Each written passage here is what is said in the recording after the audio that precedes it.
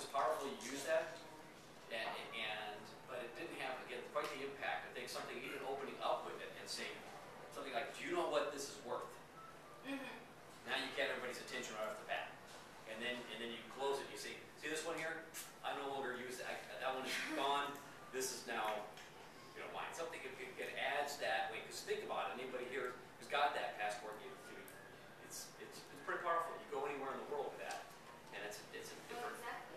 Yeah. So that's the kind of thing that you can add more depth to your speech by using those visuals and getting us to think about that. One thing I'd recommend, especially for international contest, is making sure you tie it back to your audience in order to inspire them in some way. So think about what is your biggest takeaway from this experience? Do you want to educate other people so that they can gain their citizenship? Are you, what's the reason you're telling us this story? And you want to put that at the end. And then I thought your transition at the beginning from the questions you asked about how many people were citizens or naturalized, work on the transition between the questions and then going into the story about your dad. And I was looking even for some quotes maybe from your family or what people said when you became a citizen. And I thought that would be powerful too. Or even something along those lines, I'll just piggyback on that real quick, about what do people say about being American back home, coming to the United States, or what was the stories or something you heard, because you see, you talked about the movies and what you saw, and then you talk about, it was nothing like what I thought it was. Well, what was the difference? What was that difference there? Because all of a sudden now you're here, and I just felt that kind of didn't go in deeper in it.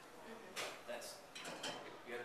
Yeah, just back on that also. I thought that tying it to the audience, I thought you did that very well, but I think you could linger on that a little more about because when you mentioned how your ancestors came over, I was really thinking about my ancestors, but I think you could linger on that, previous generations, because I'm fifth generation Californian, and I'm thinking, wow, I wonder how Thomas Daly, 5 generations ago, was coming over, and even I think most people will have their own experience in their head if you do hold on to that a little bit more, just a little bit more. Okay, any other comments? Now, if you have any other things you come up with later on you want to send up to the contestants, please do so. They appreciate that. Also, I would recommend hopefully you've taken some notes for yourself, so when you're up here doing either competing for a speech contest or everyday speaking, you implement these in your stories. Remember one thing they talk about in sales is that stories sell. That really helps to get people to buy whatever you're selling. So with that, I will return control to our Toastmaster.